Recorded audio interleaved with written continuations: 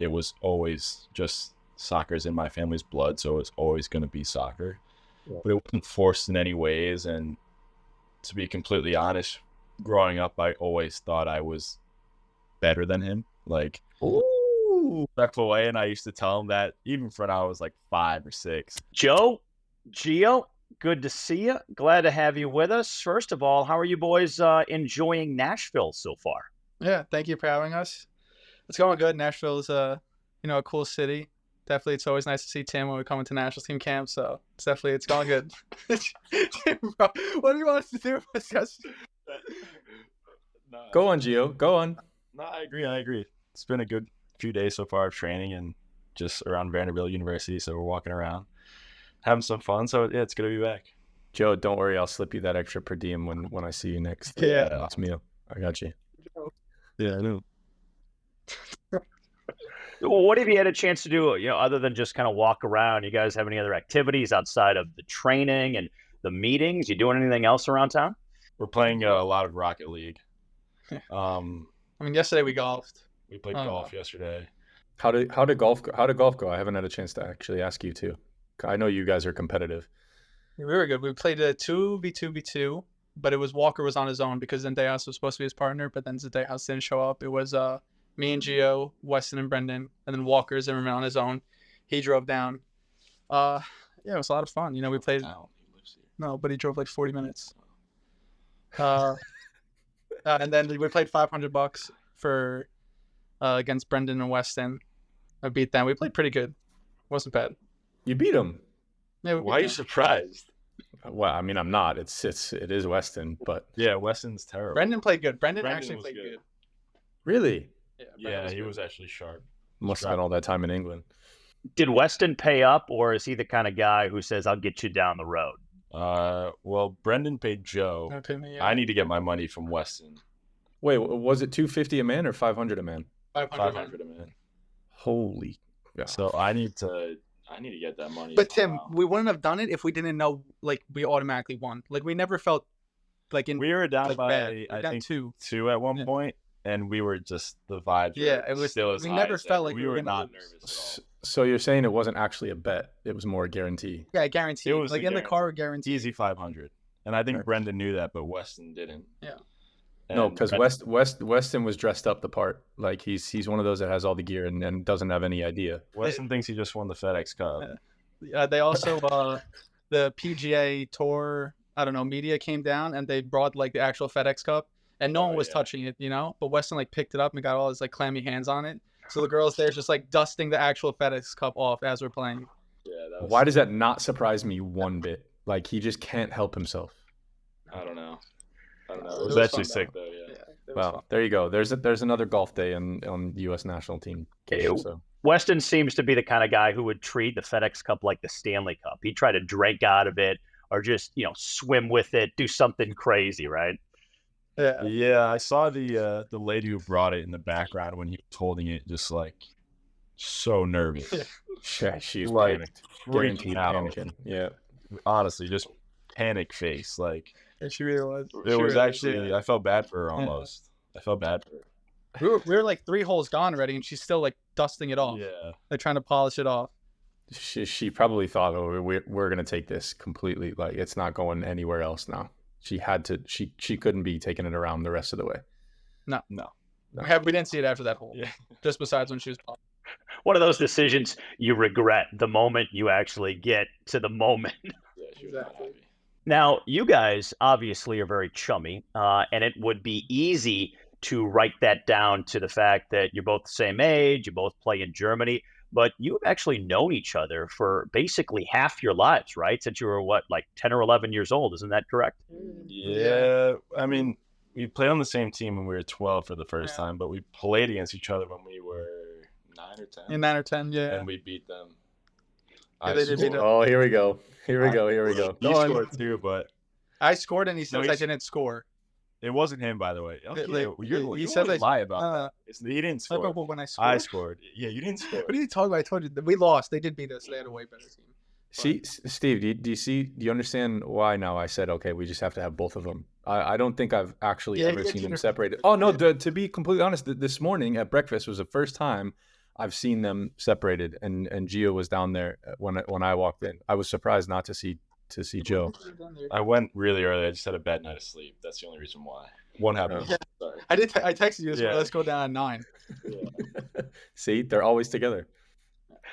So when you first started playing against each other and then with each other, who was the first to kind of befriend the other? How did that relationship first start to click? Well, I don't even know. Well, I was on the team already, so he tried out, I think, a year after our first NYCFC Academy's first year. And yeah, I think you came in the winter, right? In January. Yeah, I think in the And winter. yeah, I remember just, because when a new guy comes and at that age and he's pretty good, you just want to kick him and you don't really want him to do well. And I gave him I don't even remember how we became friends. I feel like it was something through like basketball. We were talking about basketball or something. Probably. And then over the year, I mean, we're also younger than everyone too. Yeah, that's true. So then we just started hanging out, and then we just played together for like 4 or 5 years, and then now we live an hour away. So it kind of worked out perfectly. Came full circle. How often do you guys get together over in Germany? I mean, we try on the weekends. I mean, now his girlfriend moved over, so it's different. I just never see him anymore. Yeah, we need to work on that one. But normally it's like we try every weekend, but like after games you get tired sometimes, so it always doesn't work out. But make it complicated. But yeah, my girlfriend lives with me now, so it's all done. It's so the bromance. I'm not as desperate to see him, I guess, but we will. It's terrible. We'll change that. Tim, it's terrible. It used to be every weekend we try and play golf. Now he tries to act like it's only my fault though. But now he'll come to the city or something maybe once every 3 weeks, and then it's with his girlfriend. So it's not like we can play golf. We can play golf. I told you we can, and you said sorry. I'm doing it the other day. Listen to that. Do you see that? They're like an old married couple. Listen to them. No, on Sundays we can't play golf because the course is full. But if you really want to, it's not possible. It'll take you 8 hours. All right. No, it will. It will. This topic isn't going to go anywhere. So we see each other pretty often, and we're going to keep seeing each other. So that's already good. So this is why we're having both of them, because it's too easy. Like you can't have one without the other, and you can't have the other without the one. So it's perfect for our first joint podcast. Like it's amazing. Like listening to both of you just go back and forth like I said, like an old married couple. It's incredible. Well, I mean, speaking of old, I'm not going to be the one to say it, but listen, I should have warned you fellas. I know Tim obviously is the elder statesman here of the group, and as you guys coming in as young players, what has been the dynamic in the relationship between you and the guy who is basically so far been able to avoid Father Time in Tim Ream? Listen, wait, before you two answer that question, these two are my boys. I will say that, right? So if we get a bad answer here, I'm telling you, we're like at dinner tonight, you two are in trouble. Go on. It's obviously a big age difference, but I think it's just it's at the same time we're on the same team, and Tim's a guy that we both really get along with, I'd say. So, and it's just simple conversation. You don't really have to look at it like that. He definitely has a little bit more wisdom than us two over here, but we're just good at times to learn a bit or a lot. So it's great. Honestly, Tim's a lot of respect for him and his career and how he lives his life. So yeah, sorry I had to give you that compliment right there. I don't like doing that very often, but at the end of the day, it's true. So it's a lot of respect, and he's great for the team and for the younger guys too. He's a super chill guy and really helpful. Yeah, I think the same what you said. I mean, yeah, Tim, like, of course he's older than us, and we respect everything he did in his career. But when I talk to him, when we have conversations, he also will come down to his 20s again, and talk to you like a kid. He won't always talk to you like a father figure or something like that. Like, he'll make jokes. It's not all strict and serious, maybe as you'd see someone who's older just trying to teach all the younger kids. But it's a lot of fun. And I think his oldest kid is closer in age with us than how old's your oldest kid? Yeah, he's 9. He'll be 10 in a few months. Yeah, we're close in age, so he kind of understands the dynamic. Yeah, He kind of gets it there. so it's good. It's actually crazy. That's crazy. That Too. is crazy. I know. Listen, Yeah. I know. Or I was gonna say Tim is just aging lovely. Like fine wine. Like fine wine. Someone's got to do it, right? Yeah. But Tim, I saw you with shorter hair. I'm not gonna say I think I like the short hair better. I'm being that serious. I saw you in a couple pictures in the Fulham, like royalty. Yeah, that was. Yeah. I think you look Yeah. better with the shorter hair. You think so? Anything. I think the long hair maybe makes him look older. I think it's the beard. Yeah, I think it's the beard more than anything. It's definitely the beard. I think it looks tough though now. Yeah. I don't know. I was just saying I like the shorter hair. Thanks, Joe. I'll take that into account and not cut my hair still. I appreciate it. I love it.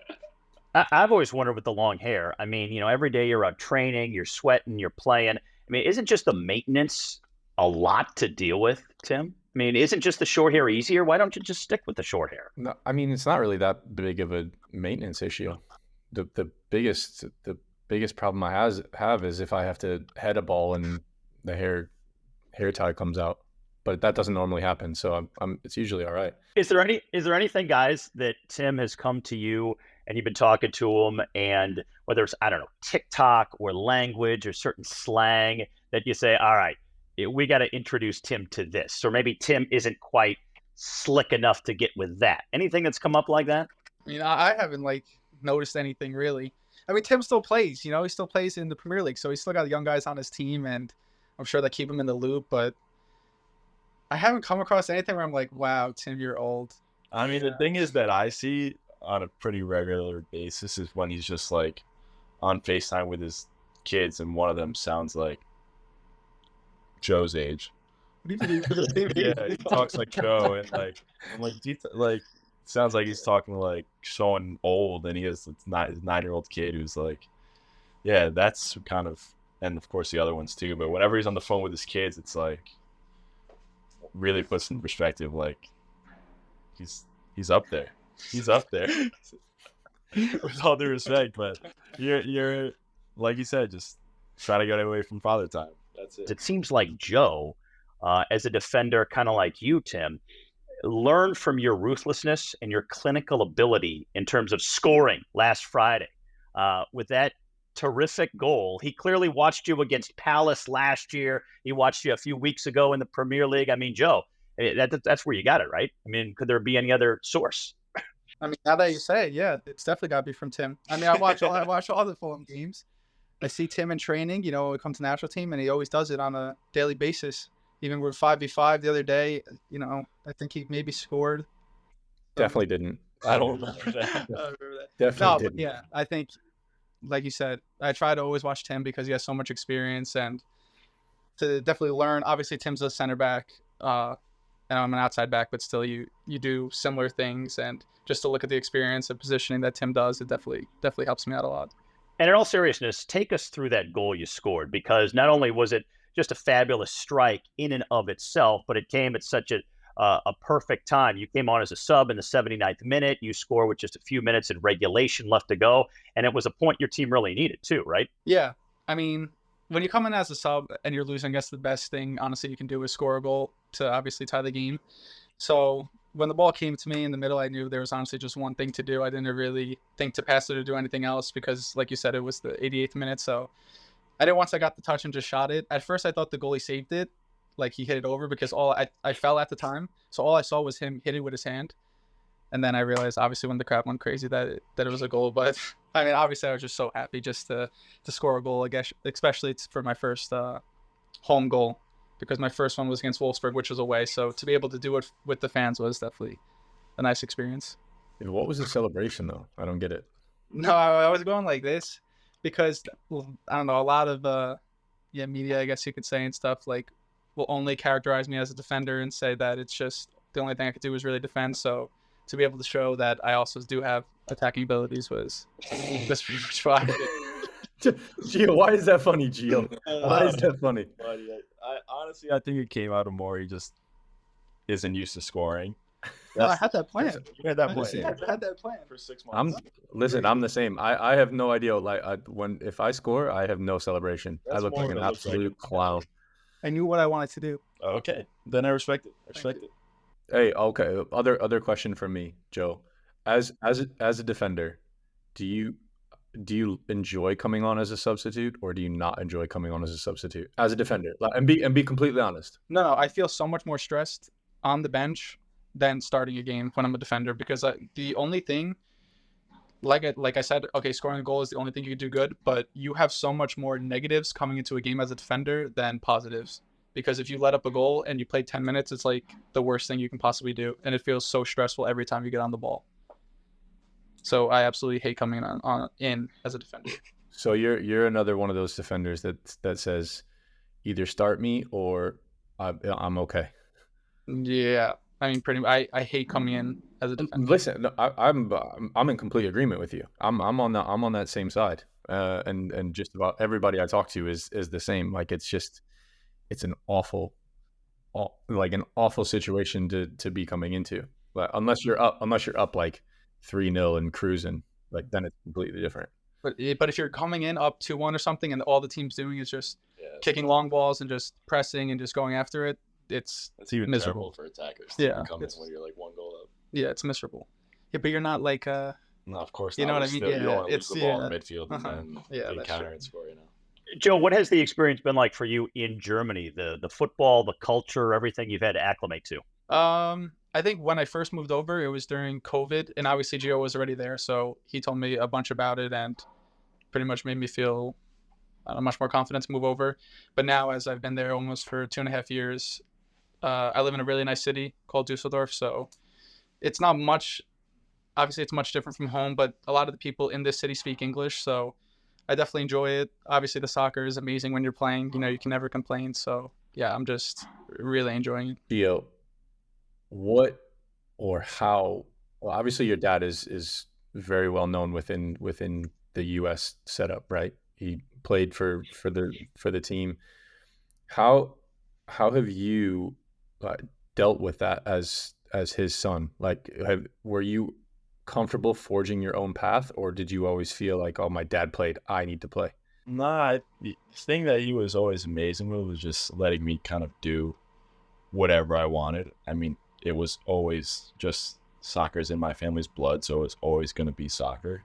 Yeah. But it wasn't forced in any ways. And to be completely honest, growing up, I always thought I was better than him. Like, respectful way. And I used to tell him that even when I was like 5 or 6. My grandpa used to tell me the same thing, but I more thought it was very cool that he was known at, the development academy tournaments and people were asking for pictures. I more took it as a positive. Oh yeah, like it's so much to learn from, and all the guys on my team obviously really respected him when Joe was there also. So I looked at it as a positive versus a negative, and just gave me a lot of knowledge. That's really it. What was his response when you felt like you were better than him? Did you actually express this to him, or is something you just kind of kept in the back of your mind? He kind of always says the same thing. Even sometimes obviously I'm more mature now, so I don't say it as much anymore. But he always says, "I hope so. I hope so." And he says, "Yeah, I agree." He says, he wants me to be better than him. So that's kind of his response, and that's what he tries to, help me do every day as a dad. So. Now, when it comes to this particular camp, Gio, it's your first with this coaching staff since the World Cup, so it's been a while. And Matt Crocker, who is the sporting director, had reported that you and Greg did talk via Zoom before this camp.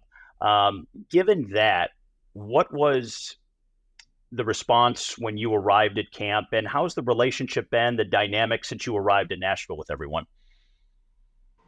No, it's completely normal. I think I was there in Vegas and in Orlando, I believe, the camp before that. So it's completely normal. I think nothing has really changed. It's just, I've been in before. I'm still here now. So just the, 2 good games now, and we just want to be successful as a team. It's pretty simple. That's really it. It's not more than that. I think everyone feels the same way, and, we want to build towards, a bright future in the upcoming important tournaments in the Copa America and in the World Cup coming up. So that's really it. It's just everyone has a common goal to work together and be successful.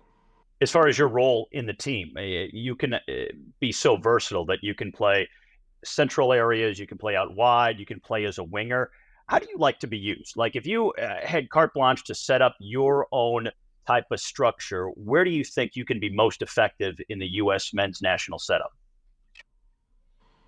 Yeah, I mean, I think it's hard to pick out which formation we're always going to play, and tactics change on a game to game basis. So I think, but for me personally, it would be in the midfield, and if it was my ideal scenario or game, it would probably be with two number sixes, and I'd be kind of a free roaming number 10. I think that's kind of where I'd find the space and able to create and score goals and get assists. So that's kind of where I can kind of be successful.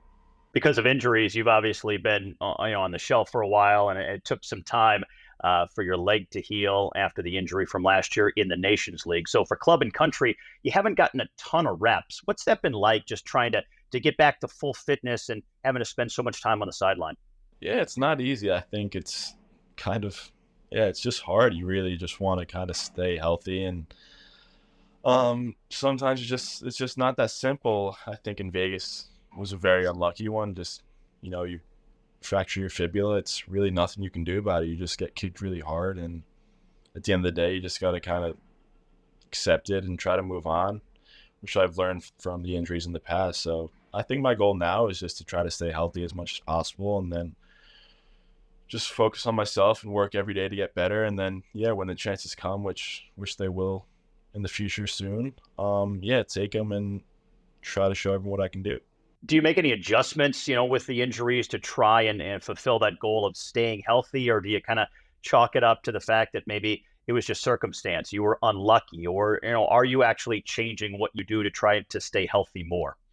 Yeah, I've changed a lot. I think from when I first was injured, I was 18, so then it was really my first time ever being injured. So you learn a lot in the process of being injured, not only physically but mentally. I think it teaches you a lot and how to persevere and just how to go about injuries if they ever do come up, which I have a long career, so it's definitely ahead of me. So it's likely that I'll have a few in the next, hopefully, 15 years. So, it's just, of course, you change things, you take care of yourself, you're in the gym a little bit more, you try to stay more mobile in your body, and that's really it. You just try to surround yourself with good people off the field, and I guess in injuries, try to take the small steps, see the little victories, whether it's walking for the first time or getting off crutches and then walking normally and then jogging, and then a few weeks later you're almost getting ready to go. So I think if you look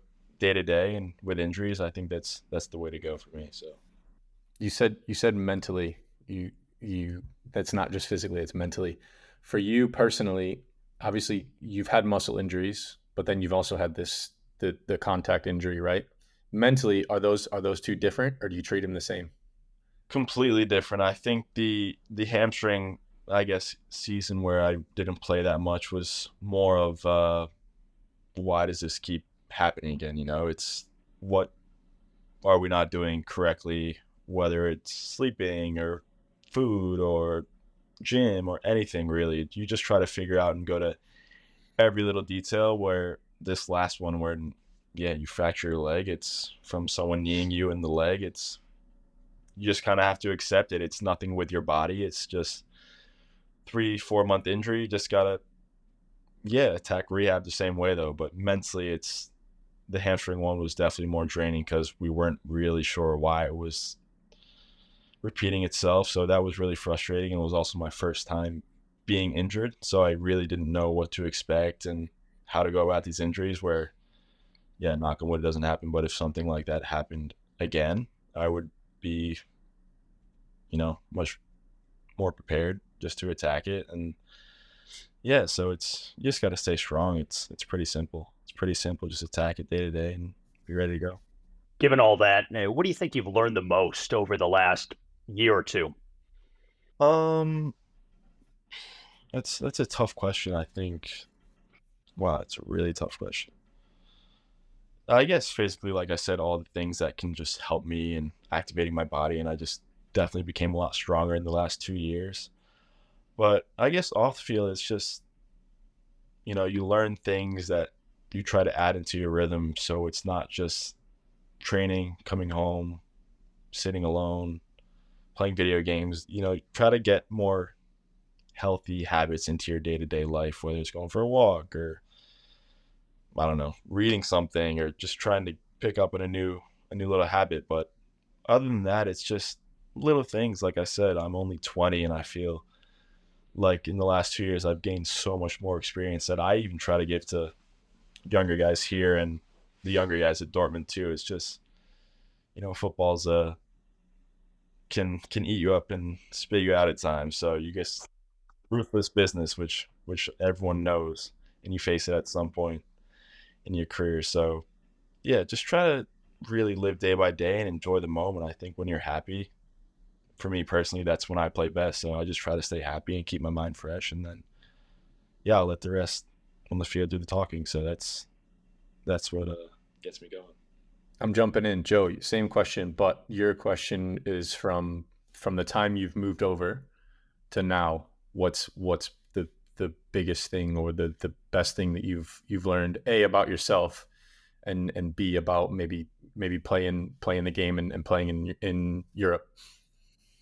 From the first time I moved over, it was 18, so I was definitely not so mature. I was obviously relying on my parents pretty much for everything, driving me to practice, making me dinners, folding my clothes, washing my clothes, everything like that. So I think from, then till now, you pretty much just get dropped off in a different country and you're on your own. So instantly you definitely grow up very, very fast, because, you don't have your mom waking you up in the morning to go to school. You have to set an alarm for training and everything.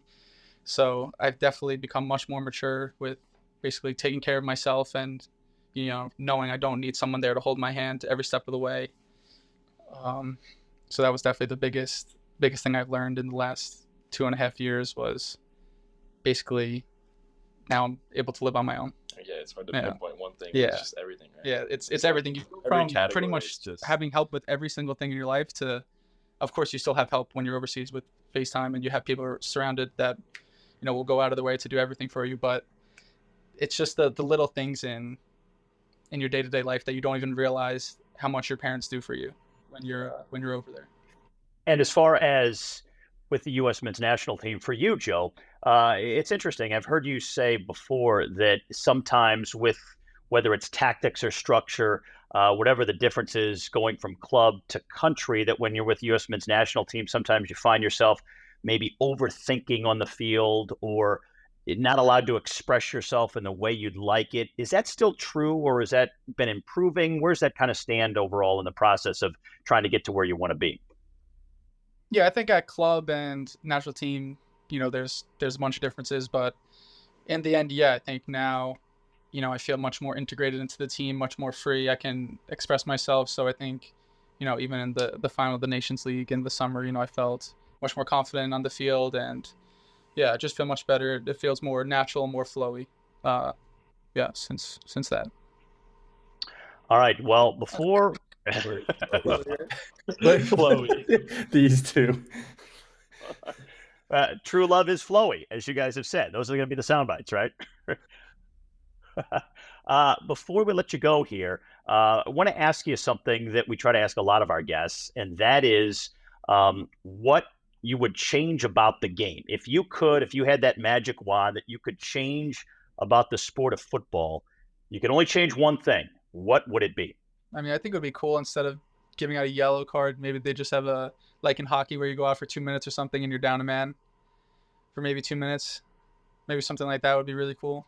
Or even if it's a red card, then it could be 20 minutes, someone's off the field. Like, obviously, you'd have to adjust everything, but I think that could kind of be cool with we've not had that before. I don't mind it. I think it'd be pretty cool. I think for me would maybe be, it's not very realistic, but probably somehow to shorten the season a few weeks. I know all these competitions now, it's so hard to fit them all in.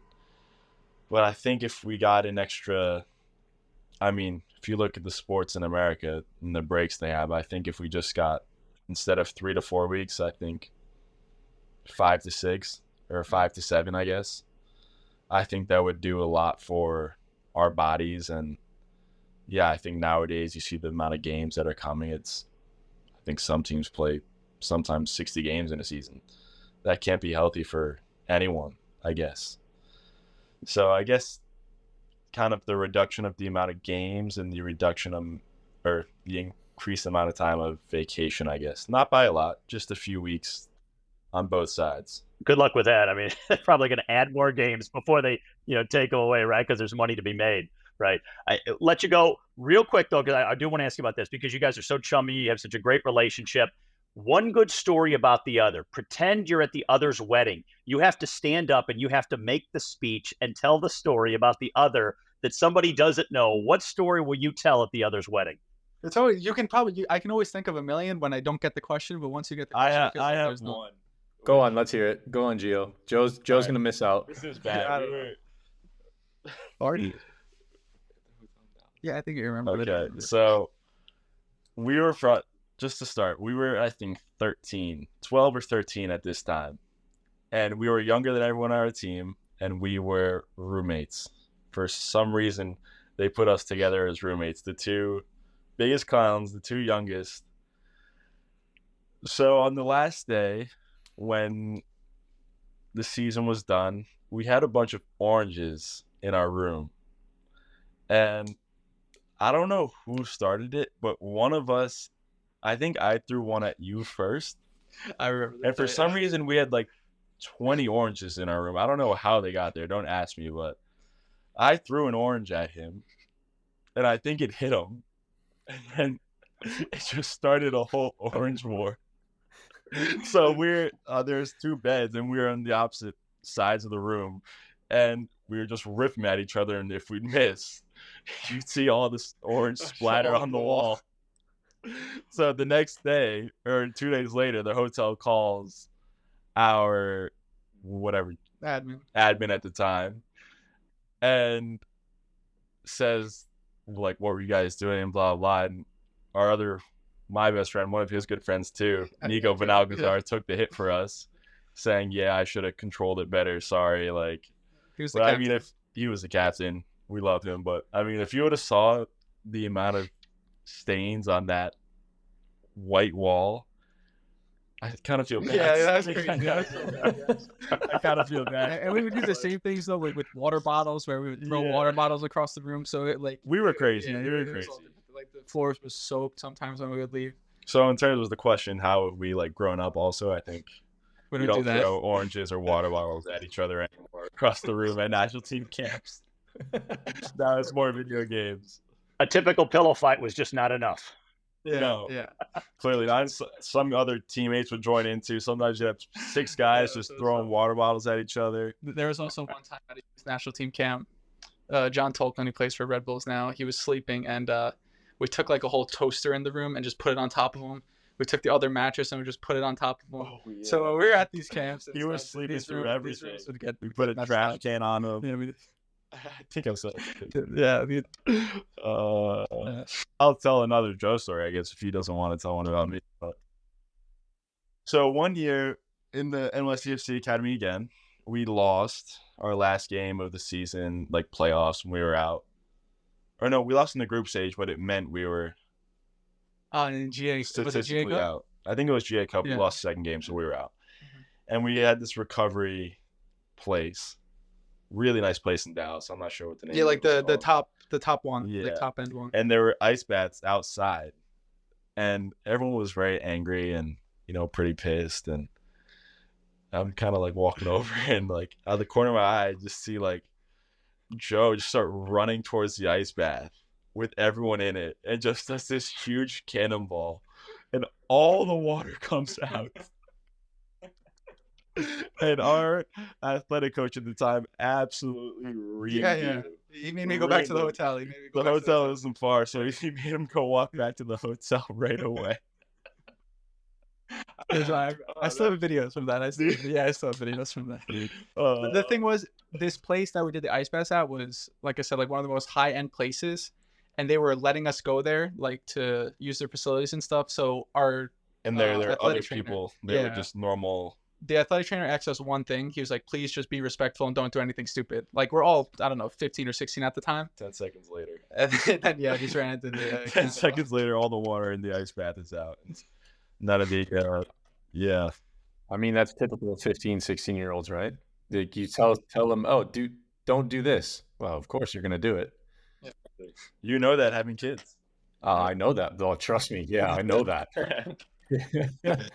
Gio, we appreciate the time. Thanks very much. Hey, best of luck during this camp and when you get back to Europe.